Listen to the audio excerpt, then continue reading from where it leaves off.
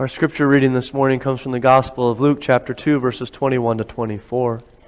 After 8 days had passed, it was time to circumcise the child, and he was called Jesus, the name given by the angel before he was conceived in the womb.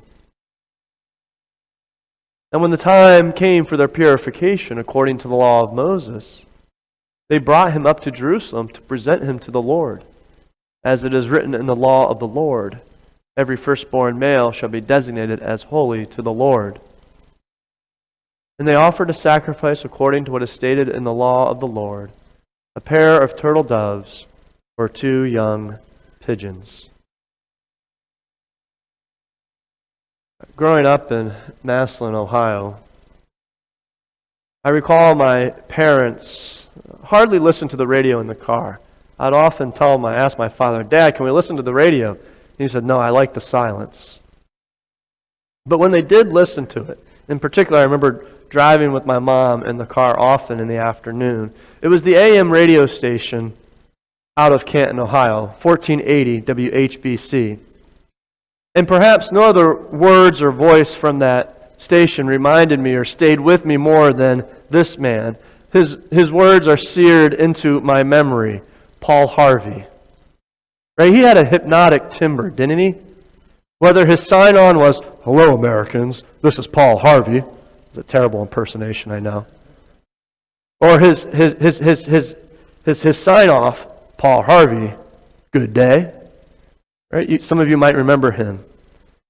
But of course, there was his sign-off of his tagline and telling of one of his stories, right?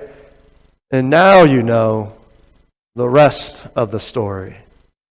As a kid, I enjoyed listening to his stories. I remember that he was a great storyteller. And it's in that spirit that I hope that you've enjoyed learning the stories, some of the stories behind some of our favorite carols. I want to ponder for a few minutes together a couple of the lessons that the carols and the stories behind these carols, a couple lessons the stories teach us. As I put together this service, as I researched the stories, I kept seeing the same lessons over and over. Whether it was Isaac Watts writing hymns because he didn't like the current metrical psalms, or Charles Wesley writing "Hark the Herald Angels Sing" to teach doctrine, whether it was a man who wondered in his faith for a while after the death of his missionary parents, only to become a newspaper man, or whether it was a Unitarian minister or someone who went through a deep illness and spiritual crisis, or whether it was a broken organ and a desire for the perfect Christmas hymn.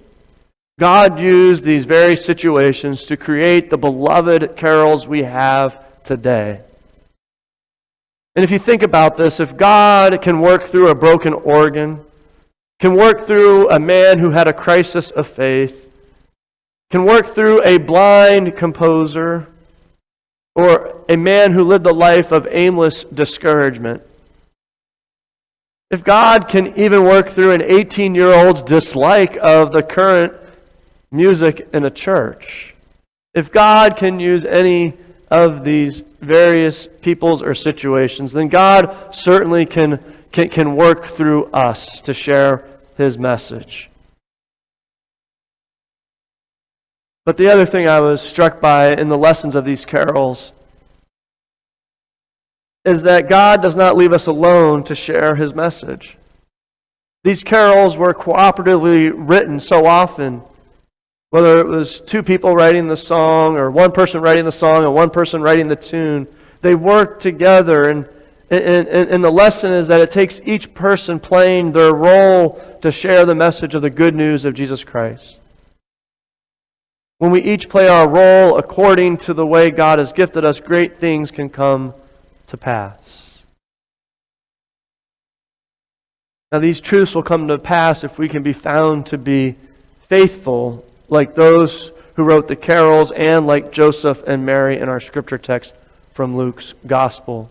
I've put in bold how Luke emphasizes that as it was written in the law of the Lord, every firstborn male shall be designated as holy to the Lord. It's as if Luke emphasizes that Mary and Joseph followed the requirements of the law, right? They offered the sacrifice of a pair of doves or 2 young pigeons, which is what a poor family was required to offer at the time of the purification. He seems to even go further out of his way in verse 39, and he says, when Joseph and Mary had done everything required by the law of the Lord, they returned to Galilee, to their own town of Nazareth. Luke seems to want his readers to understand that Joseph and Mary were devout Jews, and the events in this passage, and as we will also see next week, the events next week in Joseph's life, they demonstrate his faithfulness. Joseph was faithful. As we move forward from our celebration of Christmas, as we move forward into the rest of the story, we're invited to be faithful like Joseph. We're invited to offer our lives daily to God, to open our lives to the sunlight of the Spirit, to walk daily with God, sharing the story of God's mercy, love, and grace. One final lesson I see in these carols and the stories behind them is that we follow in the footsteps of faithful Jesus followers before us. Our Christian faith, our celebration of Christmas, would not be what it is today if not for those who walked ahead of us. One of those individuals is John Wesley Work Jr. He did not originate the Negro spiritual "Go Tell It on the Mountain," but he can take credit for the fact that we still sing it every Christmas. Work was the son of a church choir director and grew up in Nashville loving music. And even though he earned his master's in Latin and went on to teach ancient Latin and Greek, his first love continued to be music. And he went on to become the first African American collector of Negro spirituals. This proved to be a daunting task for Work because they were passed down orally, from plantation to plantation, with few were ever written down. But he proved up to the challenge, publishing his first book, New Jubilee Songs, as sung by the Fisk Jubilee Singers. 6 years later, he would publish a second, Songs of the American Negro. It was in this second volume that Go Tell It on the Mountain first appeared.